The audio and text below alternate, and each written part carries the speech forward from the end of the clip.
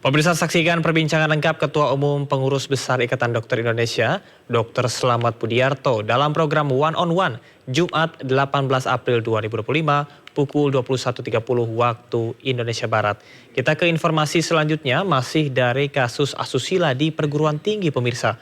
Seorang guru besar Universitas Gadjah Mada Yogyakarta atau UGM, terduga pelaku pencabulan didapati masih menerima gaji meski telah dipecat sebagai dosen.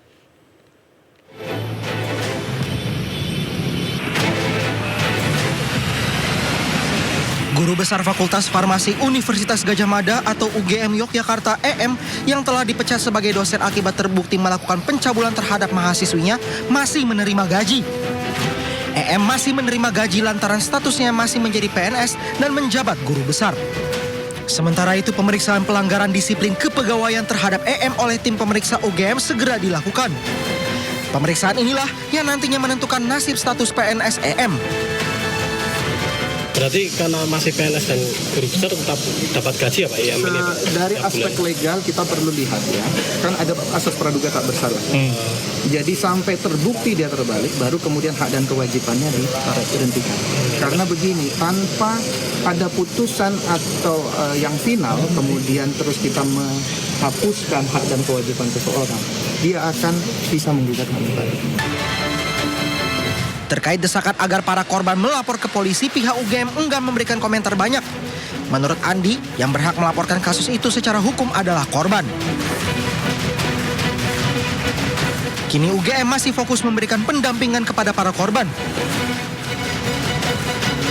Sebelumnya, Guru Besar Fakultas Farmasi UGM berinisial EM diduga mencabuli 13 mahasiswi.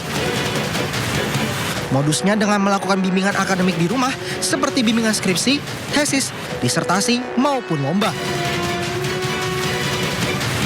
Dari Sleman, Daerah Istimewa Yogyakarta, Heru Trijoko, iNews melaporkan.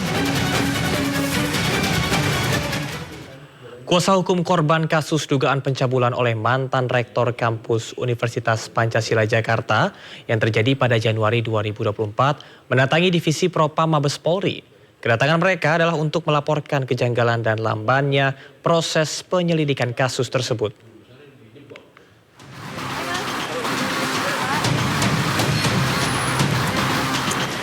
Kasus dugaan pencabulan yang diduga dilakukan oleh mantan rektor Universitas Pancasila, Edi Tut Hendratno, diklaim kuasa hukum korban berjalan lamban dan syarat kejanggalan.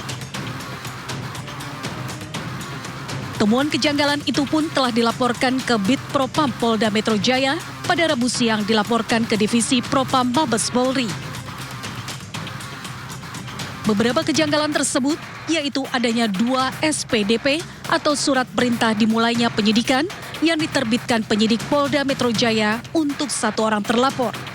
Hal tersebut diketahui ketika tim kuasa hukum korban RZ dan DF berkoordinasi ke pihak Kejati ke Jakarta.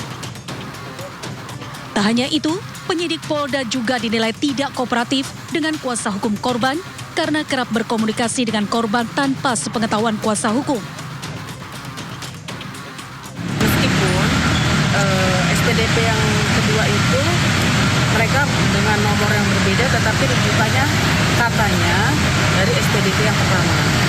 Tetapi itu menurut kami janggal karena kami sendiri sebagai selama ini menjadi kuasa hukum baru pernah mendengar satu kasus satu orang yang sama itu SPDP-nya dua SPDP. Diketahui dugaan pencabulan oleh mantan rektor UP, Edi Tut Hendratno, terjadi pada awal tahun 2024 lalu dengan 2 korban staf kampus berinisial RZ dan DF dan telah membuat laporan ke Polda Metro Jaya. Edi sendiri telah menjalani pemeriksaan dan status kasusnya telah dinaikkan ke tahap penyidikan usai digelar perkara. Polisi telah menemukan unsur pidana dalam peristiwa tersebut berdasarkan kumpulan informasi, fakta, dan lainnya. Namun hingga kini Edi belum ditetapkan sebagai tersangka.